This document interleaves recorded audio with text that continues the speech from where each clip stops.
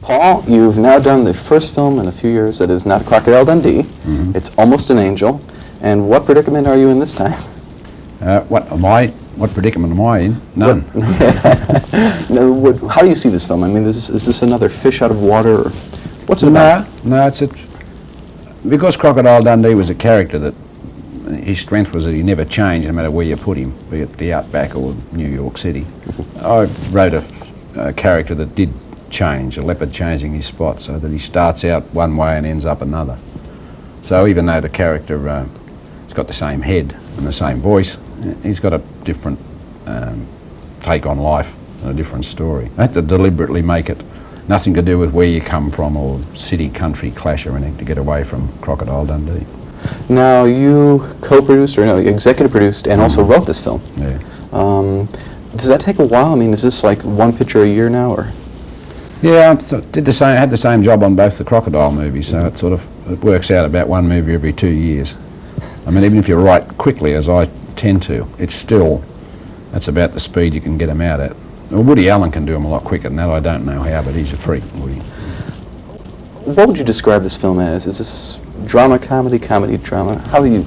No, it's a comedy that takes on a kinder, gentler comedy, as they say. It takes on a sort of a moral thing to it. I hope it's a comedy that makes people feel good. Maybe they get something a little bit more out of it than they get out of a straight-out slapstick movie.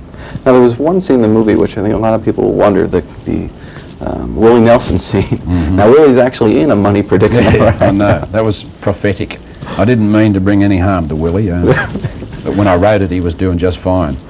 But now when the cop says, why would Willie Nelson rob a bank, everybody knows why. Who is Paul Hogan? Paul Hogan. What you see is what you get. That's me. Do you find yourself trying to stay out of the spotlight a lot? Oh yeah, you can't, but I jump up in the spotlight every 2 years, and beat the drum and sing out, and then in an ideal world would then disappear.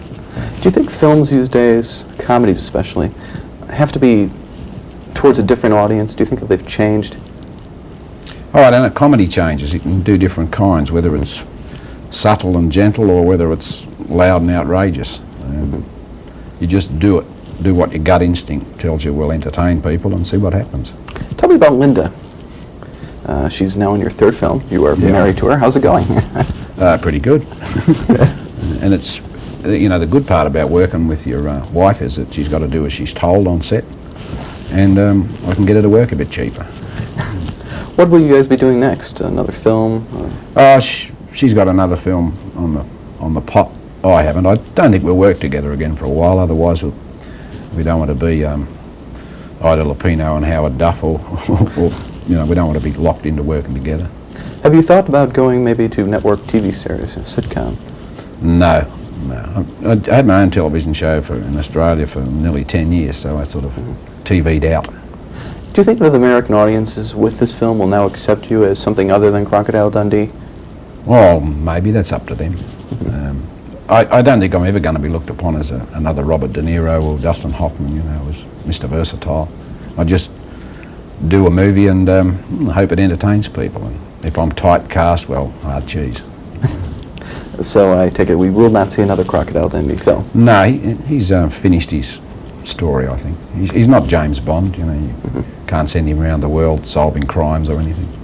What type of characters do you really enjoy playing? I mean, is it usually mixed? I don't know, maybe the next one. I mean, I enjoyed this film, I enjoyed Crocodile Dundee. That's the luxury I have. I think I do what I enjoy.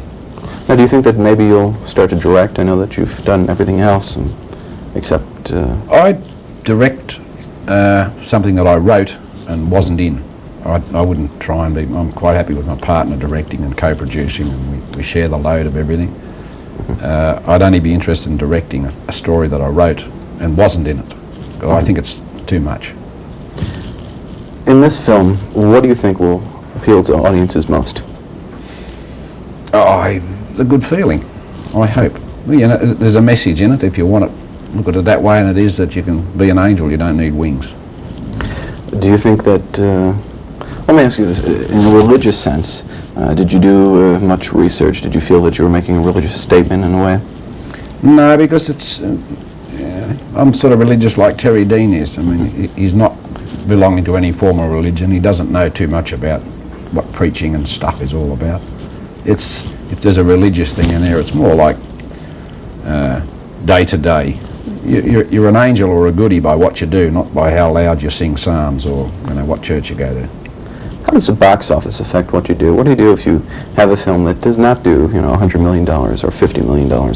Oh, well, then I'm a failure, but I don't care. You don't work yet. No, the success of Crocodile Dundee, which was sort of staggering around the world, means that I can do what I feel like doing next time around, but it also means that what would be deemed successful for someone else or someone making their first film would commercially be looked upon as a failure. But I mean, you can't be worried about that. I can't keep making movies that do 350 million at the box office. Do you worry much about critical reviews?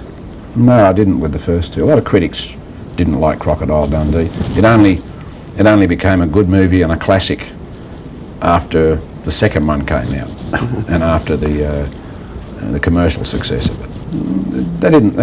People didn't rave over those either. For my final question, where do you think we'll see Paul Hogan in 5 to 10 years?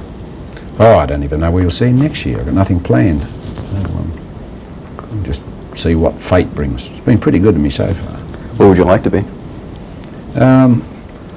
Making a good fun movie, probably. I'd like to do that. I appreciate the time. Thank you.